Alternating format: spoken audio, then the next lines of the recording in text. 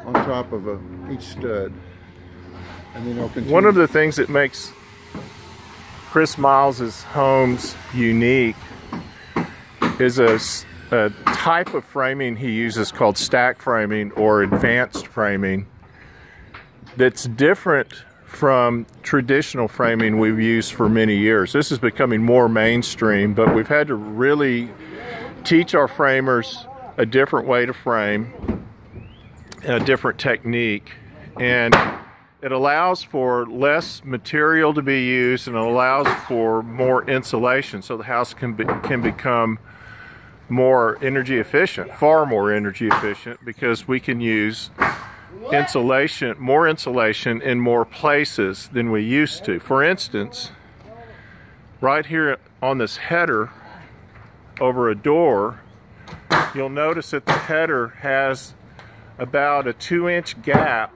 on the inside. That gap will be foamed when he's finished, and that will provide 2 inches of foam insulation, where in the past that would be a non-insulated part of the house, and that's huge.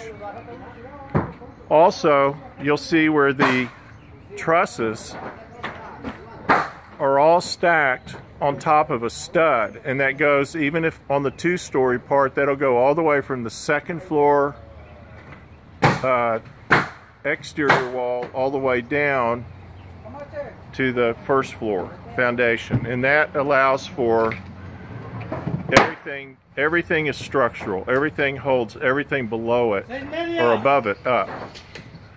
That allows for less beams, less structural framing, which allows for a wider space between the studs, thus less studs used.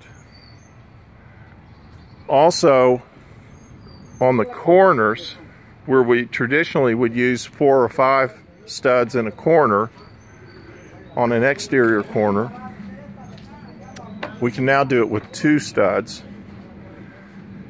Again, that allows us to insulate that corner, where in the past we didn't insulate them.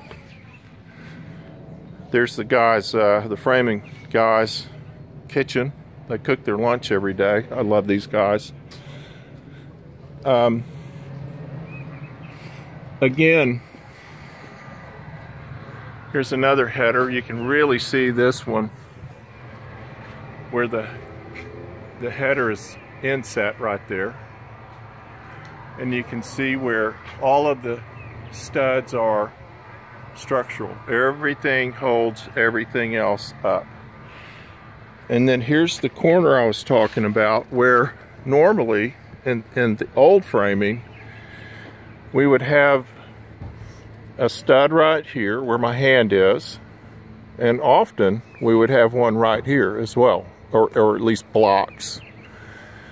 But in Chris's houses, this is all left open and exposed, thus he can insulate all of this and really increase the efficiency of this house. Chris is here, and we're going to talk to him for a minute. How efficient, what do you think it'll cost to heat and cool this house typically? Well, this is what we call a net zero ready house. So we're going to wire it for solar panels, but it's going to be an extreme high performance, healthy, sustainable house, and we're going to get it.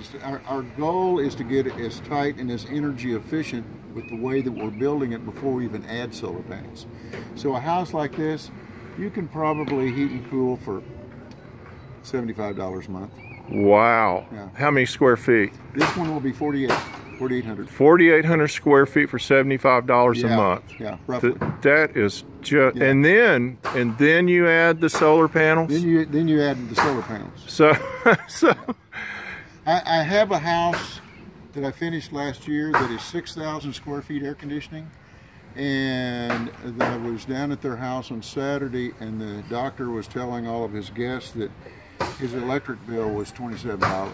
Oh, that had to make them sick. Now he has solar panels, okay? So he's getting the benefit of that. But $27 is not too bad. No, that's not bad. You know, that's a good bottle of wine. And actually, that's kind of a cheap bottle of wine these days. I'm cooling my house for a cheap bottle of wine every month. and that's with he doesn't. The only gas that we're using in the house is for the stove and the tankless water heaters. The air conditioning system is air source heat pumps. Wow. Okay, so when you have a house that starts out this efficient, do you have to, when you're adding the solar panels, do you have, you can use less solar panels, so your solar panel outlay shouldn't be as expensive, right? That's true. You can, you know, I was meeting with a client that we're going to start a house in Louisville on, and I was saying that you don't have to start out like the house in Cedar Hill. They have 9 kW. The Zero Energy house that we built back 9 kW on a 6,000 foot house. Yeah. An average on a 3,000 foot house, on just an average built house, is 17 kW.